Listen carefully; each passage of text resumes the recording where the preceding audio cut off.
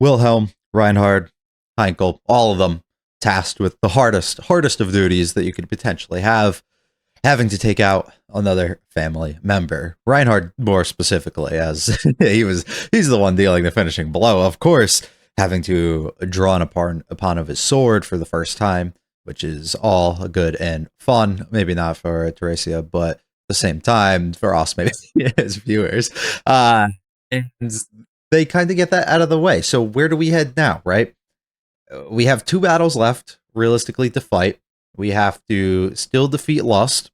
So Capella is still going up against Al. So we're going to get that. I have the weird feeling we're going to get like slightly off-screened with that. And then we have Julius and his entire battle with Gluttony. I've been very cautious of how this battle is going to play out, due to the fact that it's gotten practically zero focus. Oh, actually, there is 2 groups fighting the different gluttonies, unaware, seemingly still, that there are. I have been cautious, though, of how this is going to play out. The reasoning for, like, not giving as much attention or focus directly on, say, Julius and Ricardo's battle, or even just to discussing the impact of gluttony, and even Julius just pulling up and deciding to list out people's names and stuff like a idiot when they told him not to. I have reason to believe something wrong is going to occur, but there still is development and things that must happen within that fight. So we'll have to, I guess, see. I don't necessarily guess I have any predictions for either of them, how things are gonna play out. I've made the prediction from episode, like, I guess when we set up the plan, so episode 8, that we would be successful in defeating every single member except for either both or a single one of Gluttony, would be my assumption. Now, I have slightly altered that. I'm now believing that we're going to actually be successful and defeat everybody. However, we're not going to actually be able to, like, get what we assume that we will, because Gluttony seemingly has a third person, or unless it's like a collective of the one, but I'm assuming it is like a third individual who hasn't appeared, and I think it would just be more fun for them not to appear here. And then it continues to be like this threat of the thing that we want to defeat the most out of all of them ends up being like the last one that we end up getting to. So that would make a lot more sense to me narratively, to kind of just explore maybe a different route with that, and then gives whole like purpose potentially to future arc for us to go down. But I don't got too much more outside of that. I'm assuming that we get full on defeat here of the other members, whether it's this episode or next one, and it will probably do something to put us in a position where we can see exactly how we're going to begin winding down and coming to conclusion of arc. So I guess we'll just let that play out and see. I don't think I have much more to say. Hopefully you guys enjoy. If you like it, all, hit the like and subscribe. Now, feel free to stick around for the discussion, leave the comments with this series. Let's get going with episode 15 of season 3 of rezero. He can't be that strong. Right, just one. And little. Crazy speed. Felt was going back to get the media, so we'll see how successful she winds up. This Lord Strike. Okay.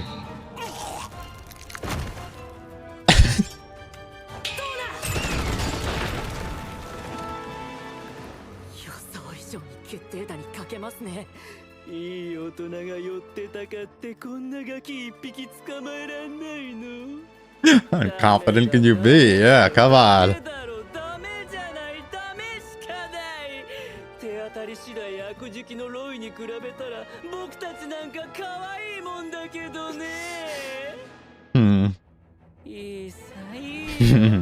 Great transition.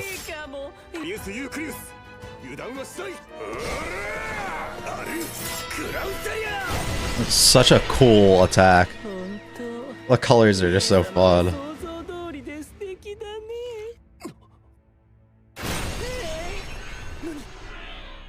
Debate it?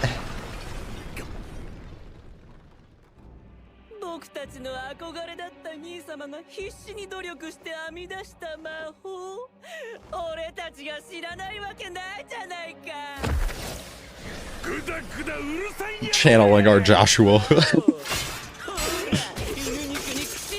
Oh my god. 筋張ったお肉は突き刺して柔らかくして食べやすくして肥やしにしやすくして循環食物連鎖ねリカードさん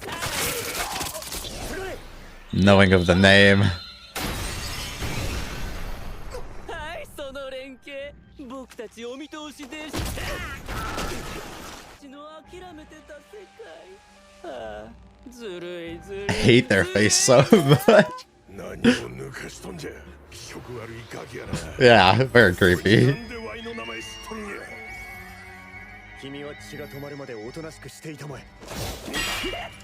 このぐらいこれは初見だろ。 Gotta pull out all the stops. Anything that you know that he hasn't seen. 俺たちの知らない魅力がまだまだ満載でいらっしゃるので月食 Doesn't mean you're the only one who's full of the surprises. Also, I wonder if by we he meant him and Lai or if he meant him and Joshua. 僕たちの剣だ兄様の骨の髄までずっしんと響いてくれたかしら本当だよ。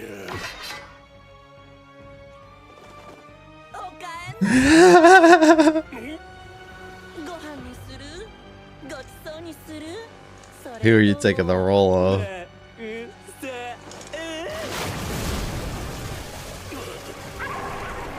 剣技に武器に今度は魔法かい。オンドレなんやねん。 Take the form of whatever he wants, whoever. Yeah. 家族にも誇れぬ日陰者ですなんてね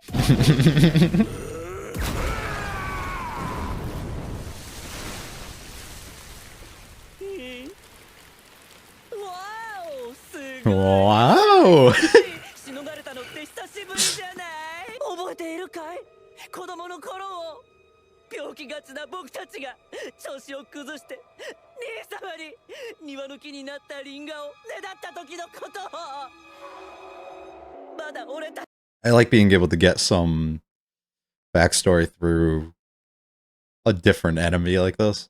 てる覚えてないかな Fun, 何を言っている。 but not remembering. そんなことを私は知らない。知らない。だろうさ僕たちも俺たちもやっと分かったよ私には何一つ貴様のことはわからない。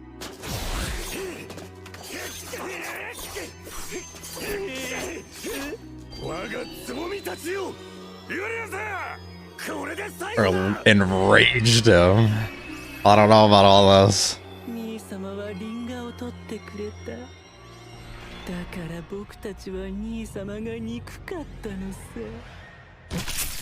やったら私を本気で殺せますかね Gonna blow her up in one go, brother. 死んでもてめえを殺せるか怪しいとこだけどてめえこそ考えが甘えんじゃねえのか What do you mean by that, Al? お見通しだったんだってことはおもてなしの準備は万端世にも奇妙で恐ろしい必殺の一撃がてめえの魂を粉々に Why haven't you done it? せっかくのおもてなし Alright, I'll give you the chance. それって全部てめえらが私のためにしてくれたことでしょそれを足毛にするとか私の主義主張が許し上がりませんし待て待て本気で死ぬぜ死ぬのっていい Yeah, I don't know about all that.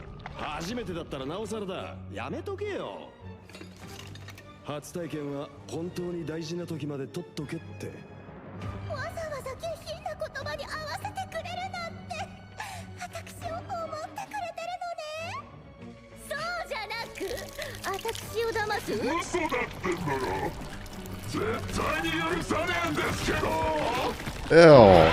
Oh, alright. I don't like the initial form. 私が好き Imagine you're a woman asking you which form she's doing.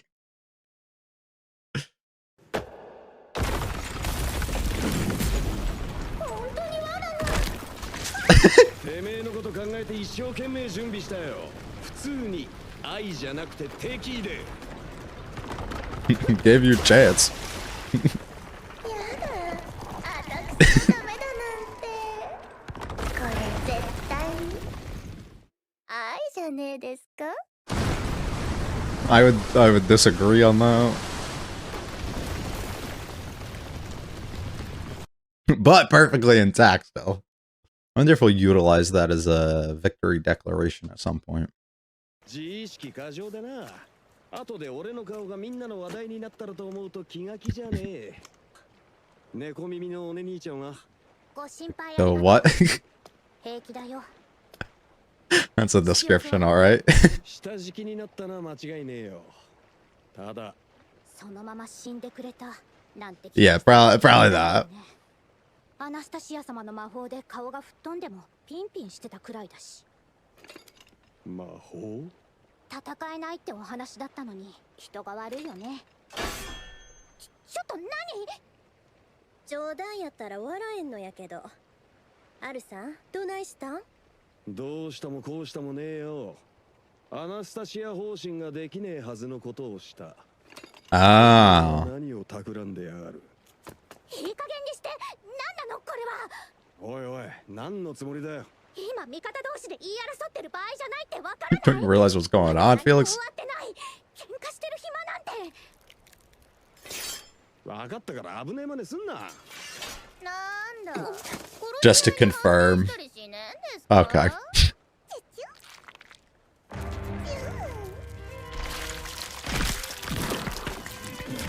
That's what I was gonna say. There's no way that she would die because she would just take the form of literally anything that she desires. And be able to squeeze. Oh, okay, that's fun. Oh, I forgot that. You planned it all out for me. You did it all directly for me. 早がてんしねえでくださいます。そんな状況の見えねえ読めねえ愚かなてめえらが愛おしいですけど。 Al not being able to read the situation he's in. 可愛い可愛いてめえらの面も覚えましたし。何役員所がそう指示した。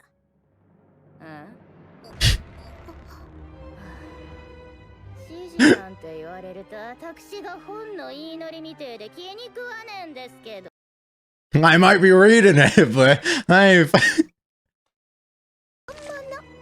純愛なんで。何が純愛？いっそあいつを殺したら、そうすればクルシュ様のお体だって。希望と幻想を履き違えるのってバカのやることですよ。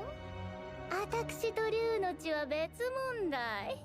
私が死んでも血は消えねえっての。どうしてこんな残酷なことが。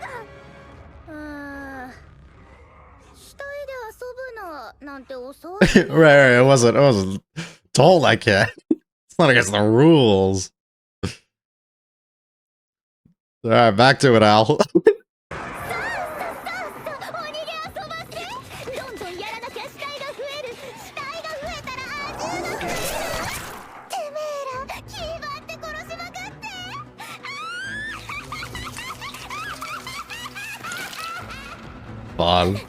走れ走れ走れ。逃げるんだよ。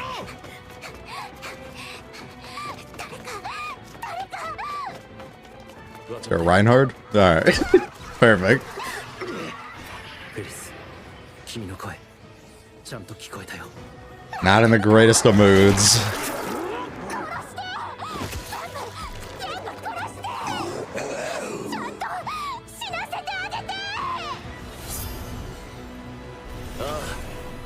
牽制として務めを果たす。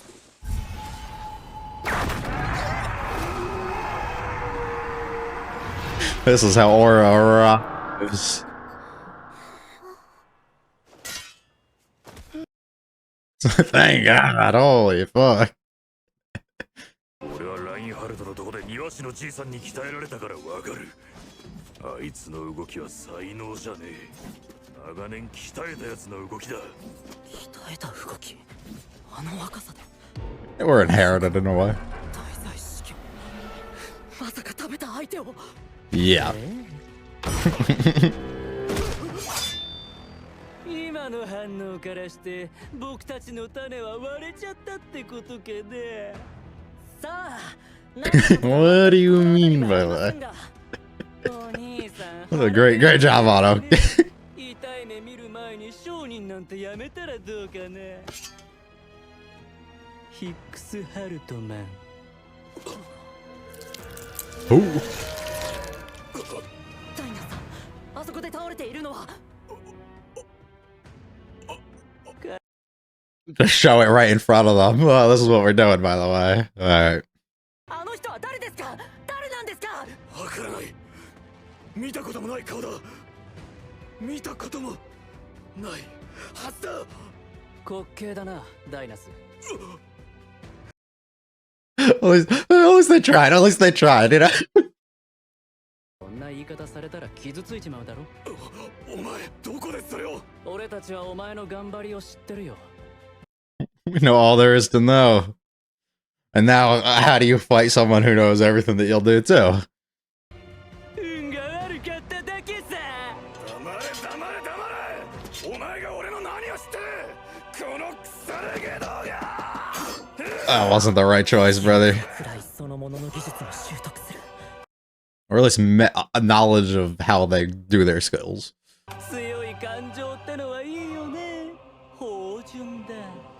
ジュクジュクっと甘い甘い香りがして全身がしびれる感じがするっていうかさ。わかるでしょ？残念ですが凡人なもので。No, can you explain it? みたいなことは思わないですかね。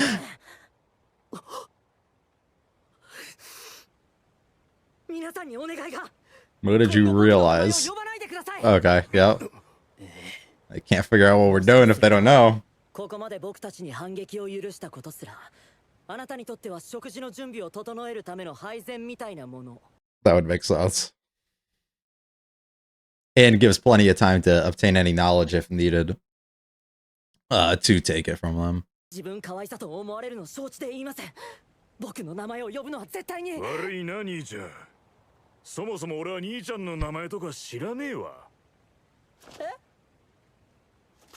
You're all fucking doing it. 内政官殿、俺も名前の方は失念した。Why can he never win? Poor guy. 僕そんな皆さんと親しくないですし。 Right, fuck you guys. Fuck you. やったー。ダイナスとガスト。悪くはないけどメインじゃないんだよ。I want this guy. 逃げてお兄さんまで食いそびれるってのはちょっと無理だよな。ルイにもボロクソ叱られちゃう。 So, bro, entirely different person then. ご丁寧にお待ちいただいてどうも。行儀がよろしいんですね。配膳が済むのを待つのは美食家の常だよ。食のこだわり、それが人生を豊かにするからね。それじゃあいただくな。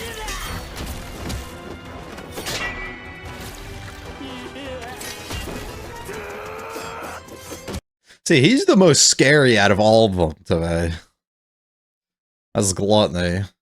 せっかく隙を作っても。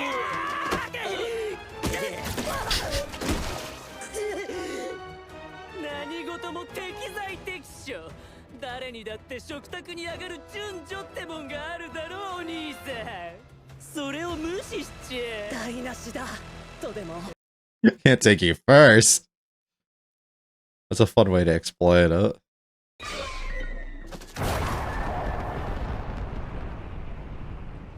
He just stands in the middle of it, walks out untouched.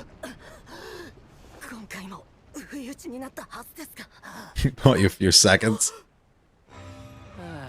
まったくひどいな。僕たちの Just took his glasses off. その傷が今あなたがそうなってる理由なら一本ずつ行こうか。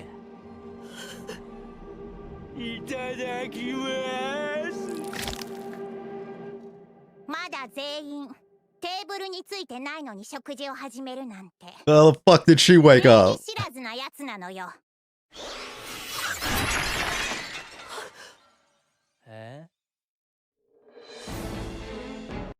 Okay. I completely forgot Betty was in this arc. ならこんなクソガキとっとと I thought it was gonna be Felt who came back. 買いに行くのよ。そうですね。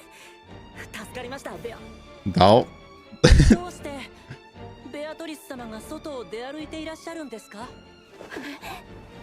あれだけ堅くなに禁書庫の外へ出ようとなさらなかったのに、お食事の時や大精霊様とご一緒の時以外は例外もあったんだったかな。わかったかしら。そういうからくりなのよ。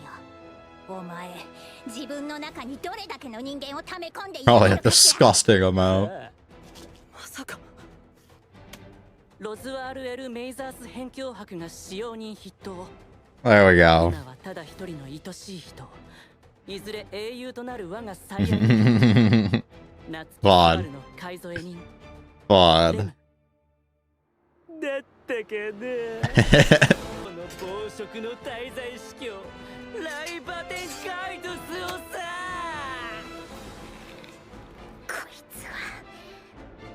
こいつだけはスバルに合わせるわけにはいかないのよ。こいつと会えばスバルは傷つく。きっと取り返しのつかないくらい。 and enraged to a point that he'll fucking die what it do. 僕たちだけで仕留めましょう。 A very weird place for the episode itself to almost go, with a single episode remaining within the season and the arc itself, to put a lot of setup for what's to come, like next episode, say, and to not actually have any like things be fully resolved is really intriguing, especially when you have 3 remaining. Could be fun. I think it leads more directly into my initial assumption of we're not going to come out on top against like every single one of these opponents, and if we do, we'll just like figure it out real quick and make it happen, and it won't actually be like what we expect, so it won't be as like grand, I guess, because it would be setting things up to like more intrigue and mystery towards what's to come in future seasons.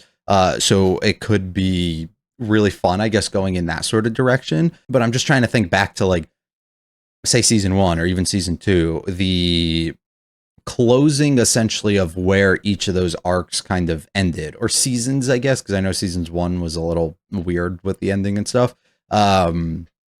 The end of like, say, the episodes, so both of them were 25 episodes, so episode 24 and both of them had a very clear like, we're gonna do this and then we're successful, and then there's a little bit of wind down time that's likely gonna come. That's not like here. Like, we don't have that present here, so it makes me really interested to see exactly what the decision is. It does, of course, leave fear that it isn't properly going to be done, and I don't know if that was fully like intentionally designed by the author to leave things at a certain sort of place and then pick it back up and explain that stuff starting off with the next arc, or if it was more of the season itself, like the anime decided to cut it for whatever reason, and then maybe like at the start of the 4th season would then kind of go into things a little bit more, or if they just chose to like shrink and shorten a bunch of the stuff that was actually there and not expand on it. I don't know, so we'll wait and see, of course. But I don't necessarily have an issue with it, but it does, I'd be lying if I said that I wasn't like a little worried of maybe where we're intended to go. Because the initial assumption is assuming that Capella's fully getting away and she's gone. Reinhard won't be able to even attack or do anything, so we can just kind of write that battle off as we lost, but she got away. Or I guess we didn't technically lose, but we did because we didn't defeat her.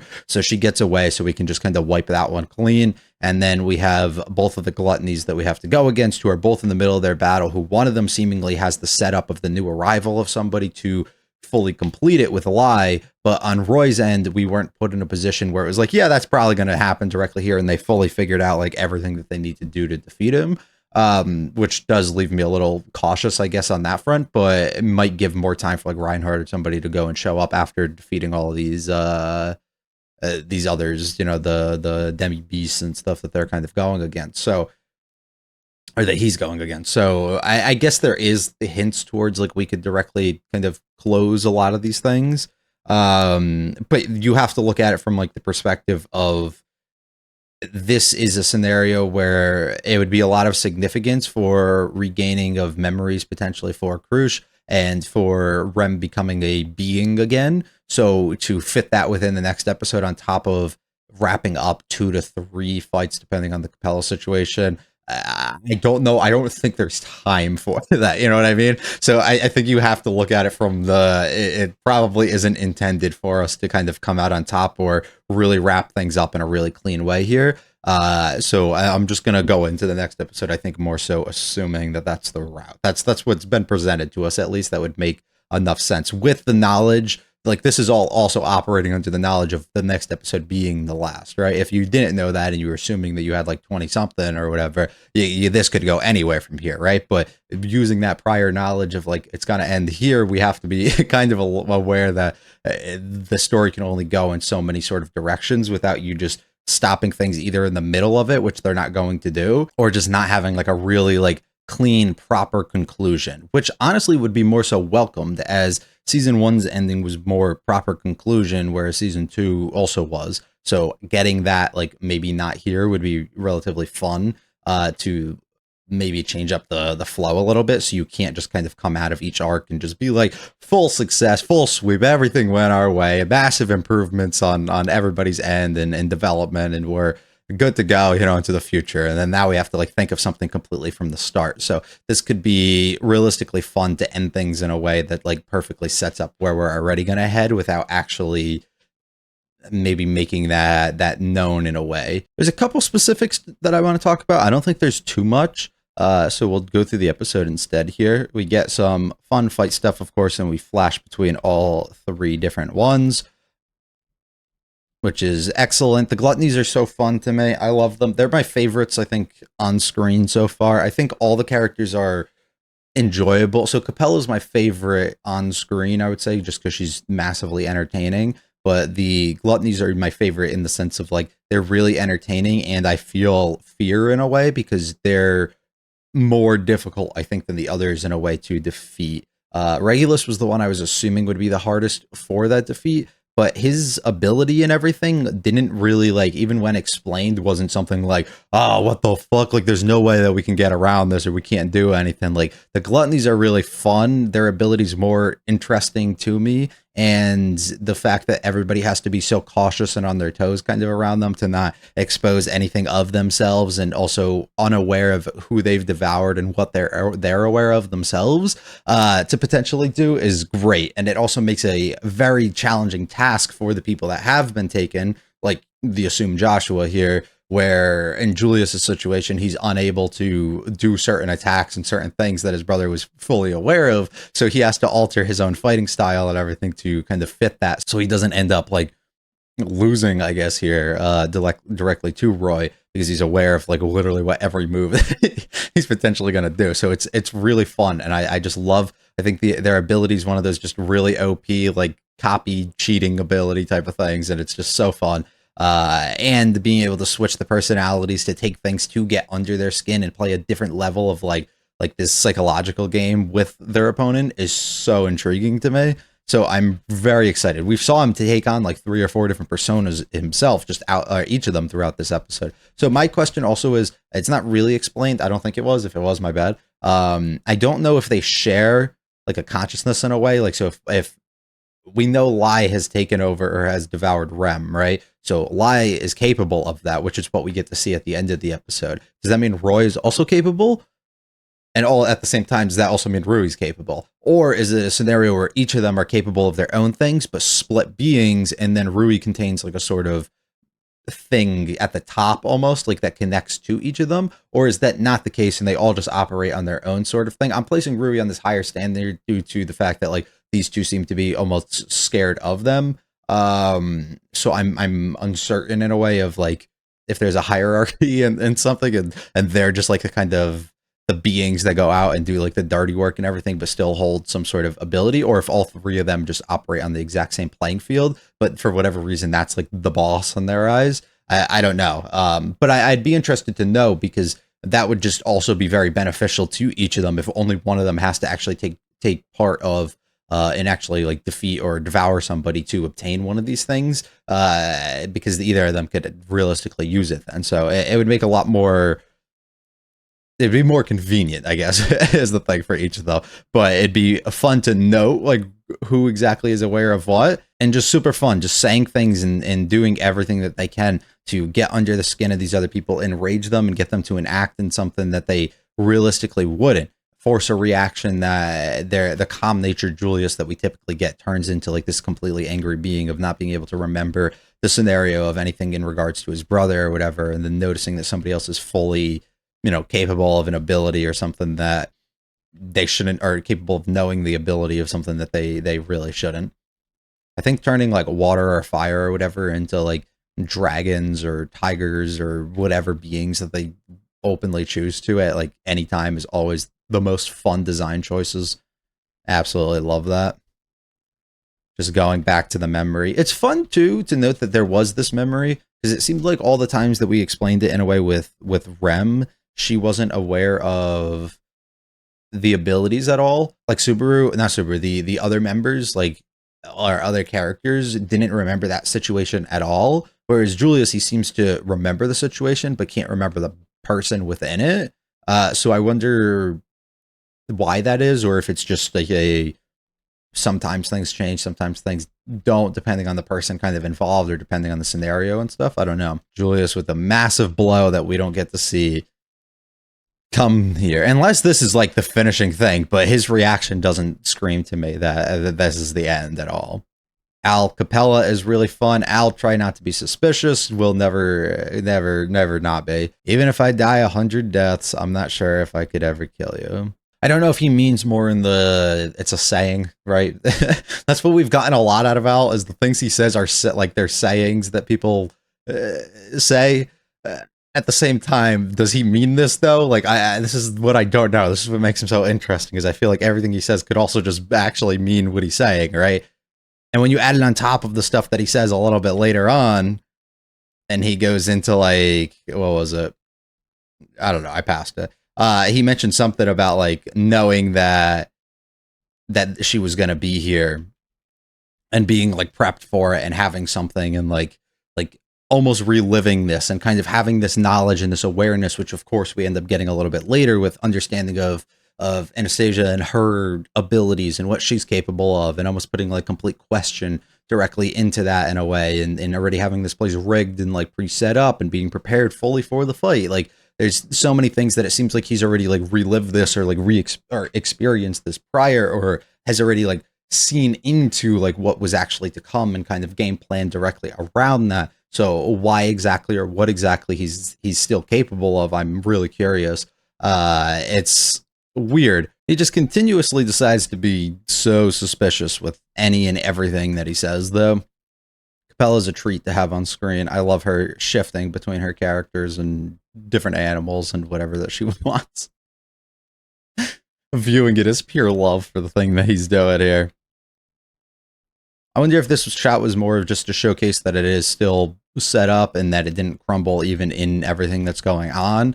So maybe there's like a special thing kind of like holding it together in a way, or if it's more of just like we're going to utilize this a little later, so we're just focusing on it while everything falls kind of around it. I don't know. How is the cat-haired femboy? I mean, it's one way to describe him. I don't really know how else you would. You wouldn't openly being like, I'm good, don't even worry about me.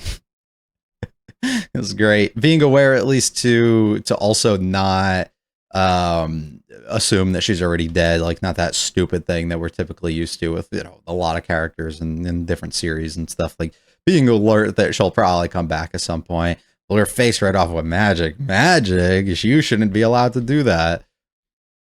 Leaves a lot of questions on Anastasia. I thought this was a fake out for more of like she already transformed and this actually isn't her and this is actually Capella, which could be fun, if that was the case, but it's not. So now we have to really question a lot of what she's capable of. My assumption when we saw the magic in a way of the thing where they like blew it up so that she could go down into the hole, which is what I'm assuming that we're talking about here, was one of those things that Julius probably gave her so that she had something to protect herself if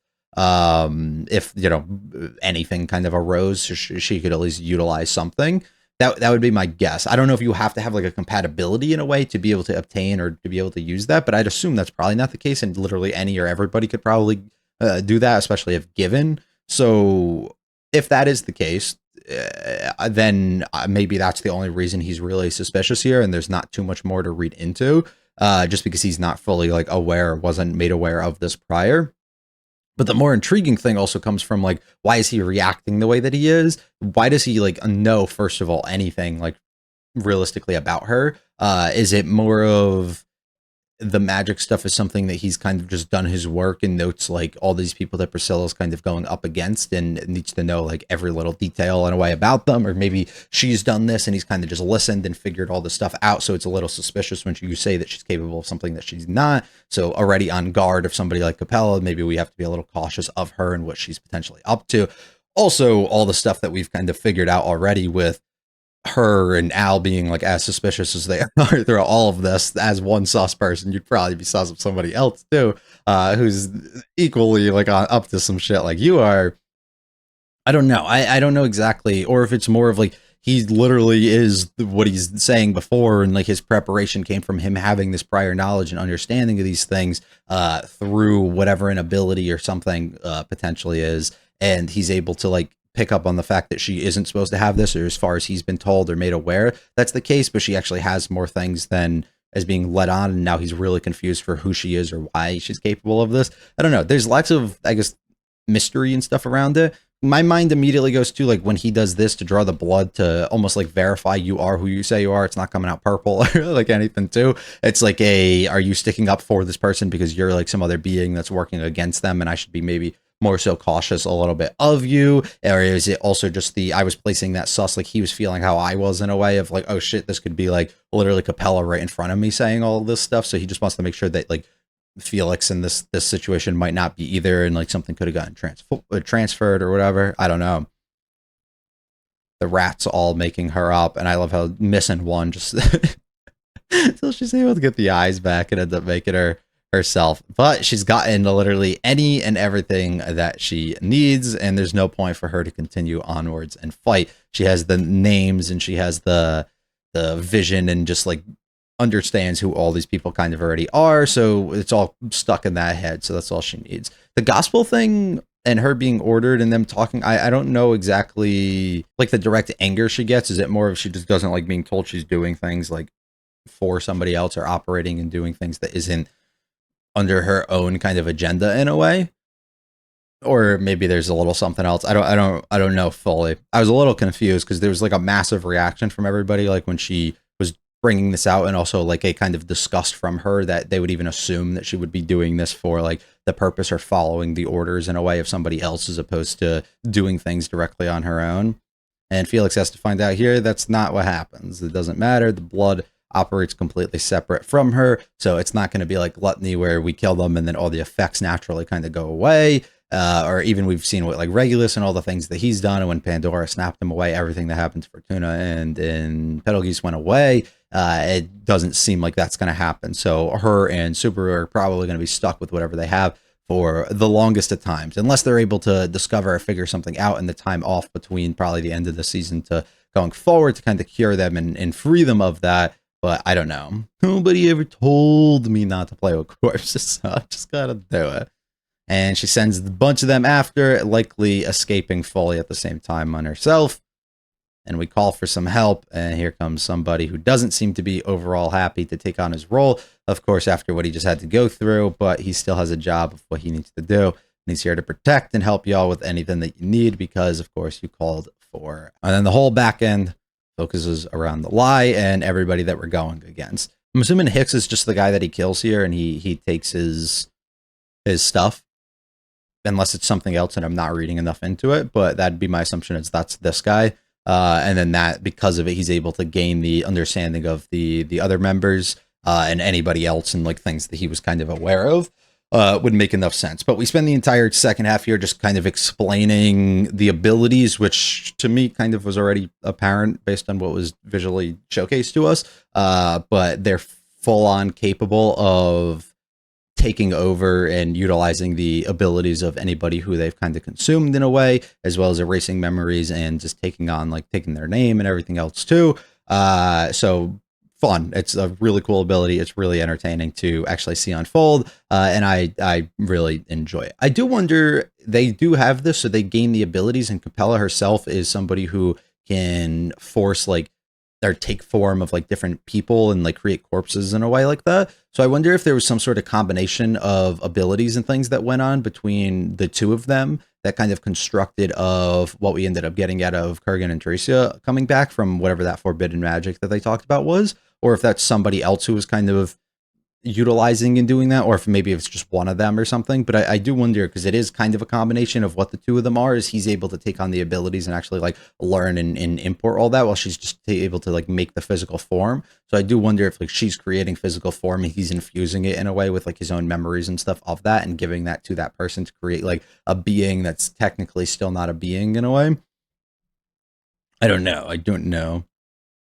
And they try and act like they don't know who you are until he comes forward and tells you your whole life story and any and everything about you. Otto immediately catching them and being like, by the way, don't say my fucking name in front of any of these people, and finding out that none of them actually know who he is. Anything about him is so fucking crazy to me. It's hilarious that he continues to get shafted.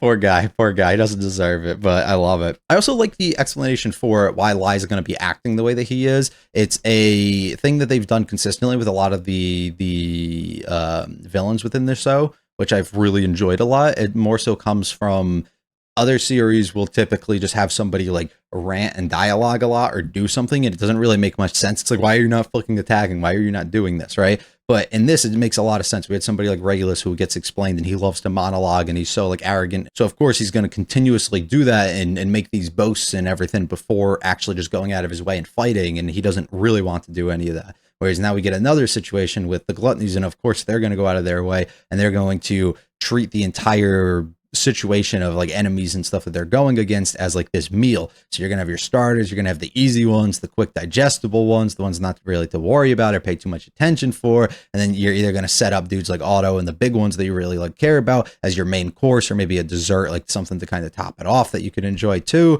There's ways that they can kind of set that up, and it even makes sense, like especially towards the back end when he's about to eat him.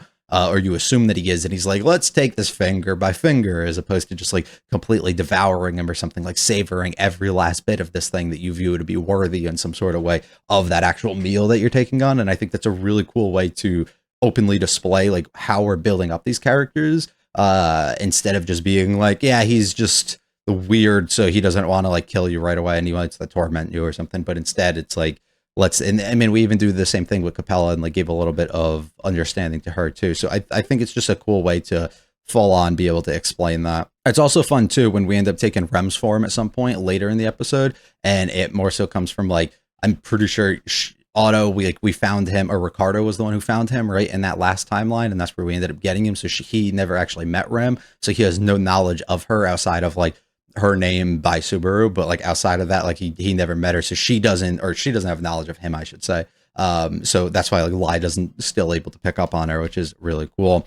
I think they're hinting a little bit towards like story of like why he became the way he did due to the scars and everything on him, but we'll let that kind of play out. I don't want to go too much into guessing exactly where we're headed there. I like the like shattering almost that like occurs here and of the title card. I think that's really fun. And then Betty shows up, and of course we get the Rem stuff, which is cool, and we're aware of who Betty is, even though we try to not end up saying her name. So Betty is fun to be here, makes sense, sure. I don't understand it though. So Subaru, from my knowledge, I could be wrong on this, she needed to be like infused in a way, or like something happening with mana, because she was completely out of it due to giving all of it in a way to all these people trying to save them after the initial attacks that went down. So she was kind of like in this just kind of coma like state, right?